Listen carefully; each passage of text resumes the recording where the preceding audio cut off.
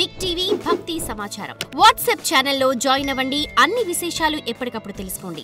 Big TV ప్రేక్షకులందరికీ నమస్కారం. మానవ జీవితానికి ఒక గొప్ప అలంకరణ అంటే అది ఈ గుణమే అని అనొచ్చు. లేదా భగవంతుడిచ్చినటువంటి ఈ జీవితాన్ని మనం సార్థకం చేసుకోవాలి, ఎంతో సంతృప్తిగా ఆనందంగా ఉండాలి అని అన్నా కూడా ఈ గుణం చాలా ఉపయోగపడుతుంది. అదే మనలో ఉన్నటువంటి పరోపకార గుణం. మనకి ఇది కూడా ఉంది కదా, పరోపకారార్థం ఇదం శరీరం. మనకి ఈ శ్లోకం కూడా ఉంది కదా, పరోపకారాయ ఫలంతి వృక్షః, పరోపకారాయ వహంతి నద్యః, పరోపకారాయ దుహంతి గావః, పరోపకారార్థం ఇదం శరీరము. అంటే ఈ శరీరము మనకు ఆ భగవంతుడిచ్చినటువంటి ఒక గొప్ప ఉపకరణం.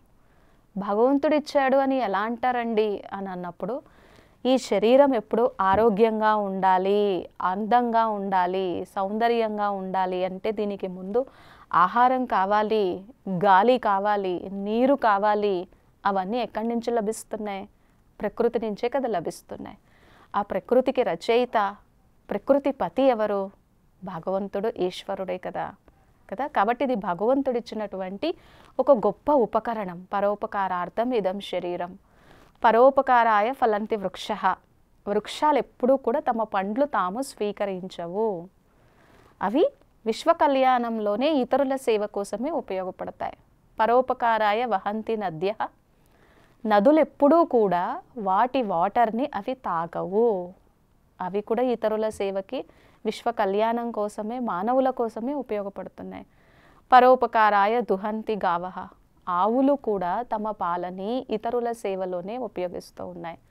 పరోపకారార్థం ఇదం శరీరం. మరి ఈ శరీరం యొక్క ఇంపార్టెన్స్ని రియలైజ్ అయ్యి ఈ గుణాన్ని మనం అలవర్చుకుంటే ఎంతోమంది ఆశీర్వాదాలని పొందగలం కదా. ఇప్పుడు ఎవరైనా సరే అనారోగ్యంతో బాధపడుతూ ఉన్నారు, హాస్పిటల్లో అడ్మిట్ అయిపోయారు.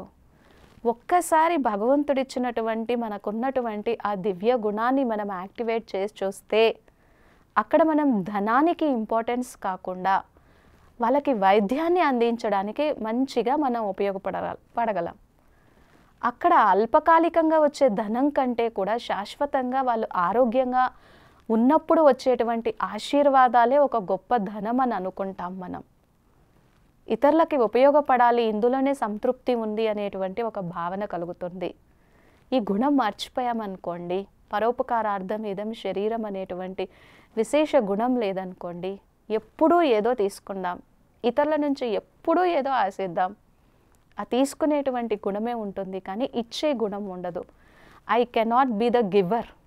నేను ఇవ్వలేను, ఏది ఇవ్వలేను, సుఖాన్ని ఇవ్వలేను, శాంతిని ఇవ్వలేను, పరోపకార బుద్ధిని కలిగి ఉండలేను కదా. సో ఎవరైనా బాగా కష్టంలో ఉన్నారు, బాధలో ఉన్నారు అనుకోండి, ఈరోజు ఎలాగా అయిపోయింది ప్రస్తుత పరిస్థితి? వాళ్ళు అలాంటి తప్పులు చేశారు కాబట్టి ఇప్పుడు అనుభవిస్తున్నారు అని అంటే వాళ్ళ కష్టానికి ఇంకొంచెం మనం కష్టాన్ని పెంచిన వాళ్ళమే అవుతాం కదా.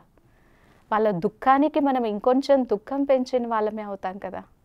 మరి ఇక్కడ ఏం కావాలి? సింపతి కావాలి, దయ కావాలి, కరుణ కావాలి, ఒక శుభ భావన కావాలి.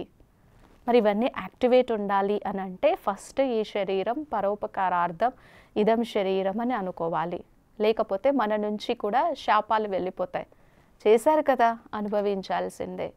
మరి రేపటి రోజు మనల్ని ఎవరైనా అలా అంటే, ఏదైనా బాధ కలిగినప్పుడు, అనారోగ్యం కలిగినప్పుడు, తప్పులు చేసింది అనుభవించాల్సి వస్తుంది అని అన్నప్పుడు కూడా అదే బాధ కలుగుతుంది. సో ఇక్కడ పరోపకార బుద్ధి ఉన్నప్పుడు మాత్రమే మనము ఎన్నో సేవలు చేయగలం. ఈరోజు ఎంతోమంది మహానుభావులనండి, ఎంతోమంది తపస్వి మూర్తులనండి, ఎంతోమంది ఎన్నో దాన ధర్మ కార్యక్రమాలు చేసి అందరూ బాగుండాలి అనేటువంటి ఒక కాన్సెప్ట్ వచ్చింది అంటే దానికి కారణమే ఈ పరోపకార బుద్ధి కదా. కొంతమంది అనారోగ్యంగా ఉన్నప్పుడు ఎన్నో హాస్పిటల్స్ కట్టిస్తూ ఉంటారు. క్యాన్సర్ స్పెషలిస్టులు ఎంతోమంది ఎన్నో చక్కగా సేవలు చేస్తూ ఉంటారు. సో ఈ గుణం, ఈ యాక్టివిటీ ఉన్నప్పుడు కదా మన జీవితాన్ని మనం సార్థకం చేసుకుంటూ ఉన్నాము. సో ఇది లేకపోతే ఎప్పుడూ నా కోసమే నేను ఆలోచిస్తూ ఉంటాను. ఎలాంటి భావాలు బయలుదేరుతాయి, ఈరోజు ఎలా ఉంది, 3 తరాలు కాదు, 5 తరాలు కాదు, 7 తరాలు కాదు, ఎన్ని తరాలకైనా సరే సంపాదించాలి. కానీ అదంతా ఒక భ్రమ, అదంతా మనం చెయ్యలేము. సో ఎప్పుడైతే మన దగ్గర ఉన్నటువంటి సంపాదనను మనం చక్కగా దాన ధర్మాల కోసం వినియోగిస్తామో ఎంతమంది విశ్వ కళ్యాణంలో ఉపయోగపడుతుంది.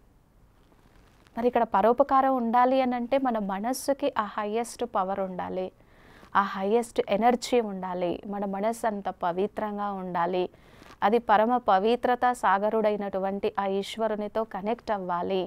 పరోపకారార్థం ఇదం శరీరం, పరోపకార గుణము నా స్వభావం, పరోపకార గుణము నా సంస్కారం, పరోపకార గుణము నా ధర్మం, పరోపకార గుణము నా ఆచరణ, పరోపకార గుణము నా వ్యక్తిత్వం.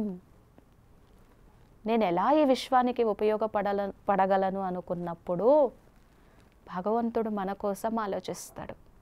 అనన్య చింతయంతో మాం ఏ జనాః పర్యుపాసతే తేషాం నిత్యాభియుక్తానాం యోగక్షేమం వహామ్యహం.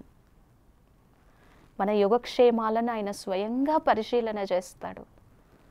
ఆయన వరదానాలు కురిపించడానికి కూడా సిద్ధంగా ఉంటాడు. ఈ పరోపకార గుణం లేదనుకోండి, మనస్సులో ఈ విష బీసాలు ప్రారంభమవుతాయి. ఏంటది? స్వార్థం, అసూయ, నేనే బాగుండాలి, నేనే బాగుండాలి, నా జీవితమే బాగుండాలి, నాకే అన్నీ కలిసి రావాలి, అందరూ నన్నే మహిమ చేయాలి. ఇలాంటి భావాలన్నీ రావడానికి అవకాశం ఉంటుంది. అందుకే మనం చిన్నప్పుడు స్కూల్ లైఫ్లో, చైల్డ్హుడ్ లైఫ్లో ఉన్నప్పుడు కంపల్సరీగా మనకి కొన్ని మోరల్ స్టోరీస్ ఉండేవి. ఆ మోరల్ స్టోరీస్ మన మనస్సుని చాలా ఎలివేటెడ్గా చేయడానికి, చాలా హయ్యెస్ట్గా చేయడానికి ఉపయోగపడేవి. మనం అందరం వినే ఉంటారు, చదువుకునే ఉండుంటారు. కానీ ఇప్పుడు ఎడ్యుకేషన్ మారిపోయింది, ఇంగ్లీష్ మీడియం. ఆ రోజుల్లో శిబి చక్రవర్తి కథ ఉండేది. ఆ శిబి చక్రవర్తి గొప్ప రాజు, తపస్వి. ఒక పావురం కోసం తన శరీరంలో ఉన్నటువంటి ఎంత మాంసాన్నైనా కోసి ఇవ్వడం అవుతుంది. డేగ తరుముకొస్తుంది పావురాన్ని. తరుముకొస్తే శిబి చక్రవర్తి యొక్క సభలోకి వస్తుంది పావురం. నన్ను రక్షించు మహారాజా అంటే శిబి చక్రవర్తి చెప్తాడనమాట, నేను ఏది ఏమైనా సరే నిన్ను రక్షిస్తాను. అప్పుడు డేగ చెప్తుందనమాట, ఇదెక్కడి న్యాయం ధర్మం శిబి చక్రవర్తి, అది నా ఆహారము, ఇప్పుడు నేను ఆహారాన్ని ఎలా స్వీకరించాలి అని అంటే, అప్పుడు శిబి చక్రవర్తి అంటాడు, పావురానికి సరి సమానమైనటువంటి మాంసాన్ని, ఫ్లష్ని నేను నా బాడీ నుంచి కట్ చేసిస్తాను. ఎంత కట్ చేసినా కూడా పావురానికి ఈక్వల్గా అవ్వట్లేదు, నా ప్రాణమైనా ఇస్తానంటాడు. అలాంటి దాతృత్వ స్వభావం కలిగినటువంటి వారు చరిత్రలో నిలిచిపోయారు. ఇక్కడ మనం అర్థం చేసుకోవాల్సింది, భారతదేశ చరిత్ర అంత గొప్పది అనేది మనం అర్థం చేసుకోవాలి. అంటే ఇక్కడ కీర్తి ప్రతిష్టల కోసం పరోపకార గుణం కలిగి ఉండమని కాదు, పరోపకార గుణం ఉంటే కీర్తి ప్రతిష్టలు వస్తూనే ఉంటాయి. వాటి కోసం మనం ఏం వెంపర్లాడక్కర్లేదు. మెయిన్ ఈ గుణం కలిగి ఉండడం వలన మనలో స్వార్థం తగ్గుతుంది, నేను నాది అనేటువంటి భావన తగ్గుతుంది. ఈ విశ్వ కళ్యాణ కార్యంలో ఈ సాధనాన్ని నేను ఎలా ఉపయోగించుకోగలను అనేటువంటి భావన బయలుదేరుతూ ఉంది. మనలో ఉన్నటువంటి అహంకారం తగ్గుతుంది, దాతృత్వ భావన పెరుగుతుంది. ఎప్పుడైతే మనం నిస్వార్థంగా సేవ చేస్తామో దాని నుంచి వచ్చేటువంటి సంతృప్తికి ఇక లిమిటేషన్సే ఉండవు. అసలు ఒత్తిడికి, సంఘర్షణకి ఆస్కారమే ఉండదు. మరి ఇలా పరోపకార గుణాన్ని కలిగి ఉండి మొత్తం ఆస్తులన్నీ దాన ధర్మాలకు ఉపయోగిస్తే ఇంట్లో ఏం తినాలి, బయట ఏం తినాలి, పిల్లలకి ఏం పెట్టాలి? ఇక్కడ మొత్తం ఆస్తులన్నీ ఇవ్వమని కానే కాదు కదా. కాస్తో కూస్తో మనం ఆ గుణాన్ని కలిగి ఉంటే మన జీవితాన్ని మనం ఎంతో సార్థకం చేసుకోగలము. ఎందుకంటే మనం ఎంత సంపాదించినా, ఎన్ని లక్షల కోట్లు ఉన్నా, ఎన్ని భూములు సంపాదించినా, ఎన్ని గెలుపులు మన జీవితంలో నమోదు చేసుకున్నా, ఎంతమంది మనల్ని ప్రశంసించినా, పొగిడినా, మాలలేసినా, సన్మాన సత్కారాలు చేసినా అవన్నీ ఇక్కడే వదిలేస్తాం కదా. అవన్నీ అల్పకాలికమే కదా, అవన్నీ తాత్కాలికమే కదా. మరి మనతో పాటు వచ్చేది ఏంటి అంటే ఈ ఆశీర్వాదాలే, ఈ దీవెనలే. ఎందుకంటే అన్నింటికన్నా గొప్ప మనస్తత్వం ఎదుటి వ్యక్తి కష్టంలో ఉన్నప్పుడు ఆ కష్టాన్ని అర్థం చేసుకొని మనం చేయగలిగినటువంటి సహాయము పరోపకారం. ఈ సృష్టిలో అన్నీ పరోపకారం చేస్తున్నాయి. మన చంద్రగ్రహణం వచ్చింది కదా, చంద్రగ్రహణం అంటే ఏంటి? చంద్రుడికి భూమి అడ్డుపడుతూ చంద్రుని యొక్క కాంతి భూమి మీద పడకుండా ఉంటుంది. దానివలన కొద్దిగా డైజెషన్ సిస్టమ్ సరిగ్గా పనిచేయదు. ఆ చంద్రుని యొక్క శక్తిని కలువలు కానీ ఏవి కూడా ఆస్వాదించలేవు. భూమికి ఆ ఎనర్జీ రీచ్ అవ్వదు. సూర్యచంద్రులు కూడా ఎంతో సేవ చేస్తూ ఉన్నాయి కదా, నక్షత్రాలు సేవ చేస్తూ ఉన్నాయి, చుట్టూ ప్రకృతి సేవ చేస్తూ ఉంది. మరి ఆ ప్రకృతితో నిర్మాణమై ఉన్నటువంటి శరీరం కూడా కాస్తో కుస్తో సేవకు ఉపయోగపడితే మన జీవితాన్ని మనం సార్థకం చేసుకోవచ్చు. లేదు అనంటే ఈ పగ, అసూయ, ద్వేషము, నా పేరే ముందుండాలి, అందరూ నన్నే ప్రశంసించాలి, అన్నీ నాకే జరగాలి అనేటువంటి భావాలు వచ్చేస్తాయి. ఆ భావాలు వచ్చినప్పుడు అవి మన ఆలోచనలుగా మారుతాయి. ఆలోచనలు వచ్చినప్పుడు అదే మనం కర్మలుగా చేస్తాము. ఏవైతే కర్మలు చేస్తామో మళ్ళీ తిరిగి అదే ఫలితాన్ని పొందుతాము. కాబట్టి ఈ పరోపకార గుణము అనేది చాలా గొప్ప గుణం. దీంతోనే మానసిక శాంతి కలుగుతుంది, దీంతోనే సంతృప్తి ఉంటుంది, దీంతోనే అనేక మంది ఆశీర్వాదాలని పొందగలము, దీంతోనే పరమాత్మ కూడా మన యోగక్షేమాలను చేయడానికి సిద్ధంగా ఉంటారు. అందరిలో ఆ గుణం ఉంది, అందరిలో ఆ స్వభావ సంస్కారం ఉంది, అందరూ చెయ్యగలరు. ఇది కష్టమేం కాదు. కొద్దిగా జ్ఞాపకం చేసుకొని రియలైజేషన్ అయితే చాలు, ఆ గుణాన్ని మనం యాక్టివ్ చేసుకొని ముందుకు వెళ్ళగలము. అందుకనే ఎలాగ మన శాస్త్రం చెప్తుంది, పరోపకారాయ పుణ్యాయ, పరపీడనాయ పాపాయ దుఃఖాయ, పర ఉపకారాయ పుణ్యాయ సుఖాయ. ఈ శరీరం ఇతరులకు ఉపయోగపడితే సుఖం ఆటోమేటిక్గానే నీ ఖాతాలో నమోదు చేసుకుంటుంది.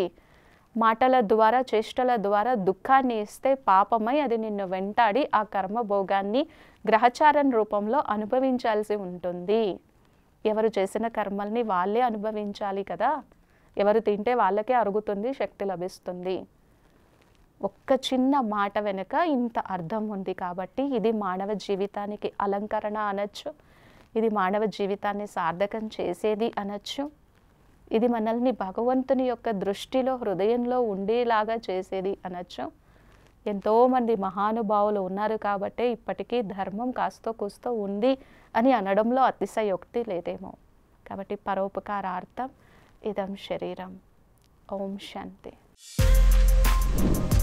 For more videos like this, subscribe Big TV channel.